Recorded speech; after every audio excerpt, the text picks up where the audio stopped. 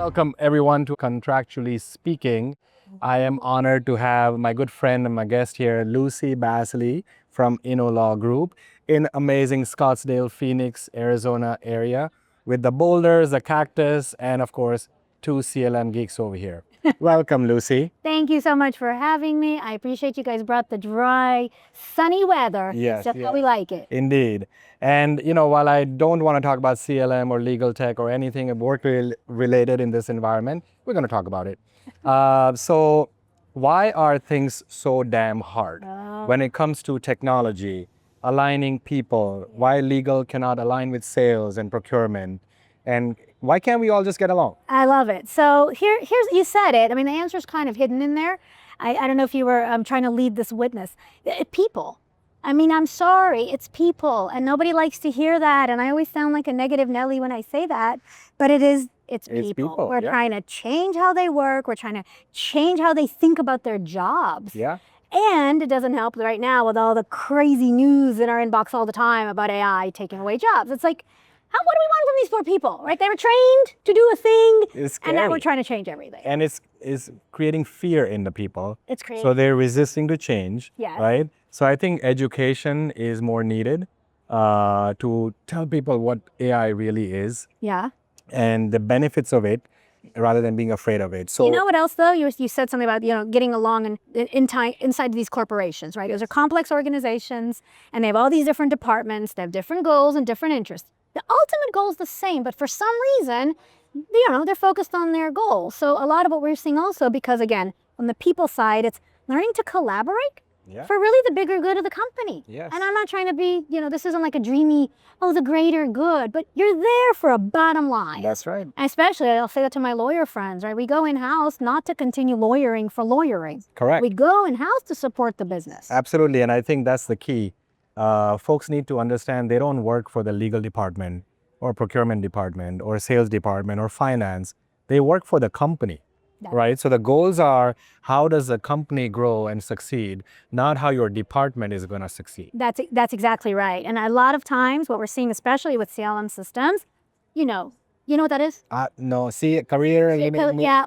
We'll take this one offline a little bit later. But the thing with the CLM systems is that you have, these legal professionals that are being, put into a very operational, streamlined, automated approach. It's just not natural to them. And we saw it with other legal tech, but it was easier to embrace other legal tech because it doesn't go to the core of their job. That's right. And their value, right? Like e-billing. We hear about, it's hard to get the lawyers. They'll approve an invoice eventually wherever you tell them to approve it. You just have to tell them 5-6 times. Yes. Fine. Contracts, like, whoa, I like to control my words. That's right. Inside my little box, I don't want my little keyboard, in a place I like to be. Don't tell me I need to go somewhere else. So I really feel like it is a change management people thing. Yes, and usually technologies are bought and implemented for each department. So sales has their Salesforce or Dynamics or whatever, HubSpot. Right. Procurement has their Coupa, Reba. CLM is actually across the board. So now the departments feel like, what is this common thing that we have to deal with, right? And it needs to be across the board. It does? It has to be across the board. Or if it's CLM just for legal, make sure you call it that. That's right. That's okay. Control your intake and your workflow and do contracts faster. That's good too. But if you're approaching it end to end for real, it is an enterprise program. Absolutely. That starts as an enterprise project, which means you have to have all the stakeholders. And get their buy-in, they'll even pay for it. Yes. Right? Yes. So you don't have that's to... right. Yeah. We actually went through this when I was in-house, and I realized, hey, this should be part of the cost pool. Absolutely. Why am I footing this? Why only legal has to pay or procurement has to pay? That's right. I think also helping legal teams and legal leaders realize that and helping them make that pitch will also ease a little bit of the pressure when it's a legal-driven implementation. Absolutely. And last thing I'll say is to help you get everybody on the same table, same page, AI is actually going to help, because what it's doing is aggregating the data across the contracts that gets answers for procurement, sales, finance, IT, so that legal can say, look what I did, with CLM, here's the information I can now provide to you. Yeah, that's right. It's a game changer. I mean, let's not to overstate it, it is a game changer. It's going to take some time to adopt. People have to understand it and embrace it. Right now, they're completely overwhelmed. The promises are so grandiose. Yes. But over time, it will settle. The AI is just going to keep getting better, but people are going to realize it's here to stay. You know, we don't have buttons on our phones anymore. No. Somebody realized there's a better way to do it. That's right.